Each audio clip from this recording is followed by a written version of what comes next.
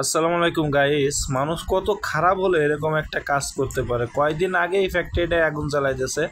এটা হচ্ছে নারায়ণগঞ্জ গাজী দস্তগীরের কোম্পানি। তো আমার কথা হচ্ছে, ভালো কথা ভাই, তোরা আগুন জ্বালাইছিস, লুটপাট করতেছিস, সবই ভালো কথা, কিন্তু একটা বার চিন্তা করলি না যে এই মানুষগুলো এইখানে যারা চাকরি করে তাদের পরিস্থিতিটা কি হইতে পারে? এখানে তো অনেক শ্রমিক কাজ করে, তারা বেতন পায়। আমার মনে হয় যে গাজীর অপরাধ করছে, ভালো কথা, পুলিশ আছে, আইন আছে, শাসন আছে, হ্যাঁ, তারা আদালতে যেটা শাস্তি দেবে সেটাই হবে। কিন্তু এই যে একবার আগুন জ্বালায় সেখানে লুটপাট করে, এই যে আবার আগুন জ্বালায় দিয়ে সেখানে লুটপাট করা হচ্ছে, এগুলো কি ঠিক হচ্ছে?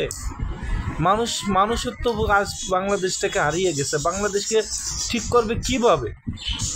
হ্যাঁ, যে সরকারি আসুক, এই মানুষ ঠিক করবে কিভাবে, বাংলাদেশকে ঠিক করবে কিভাবে, আমার মাথায় আসে না।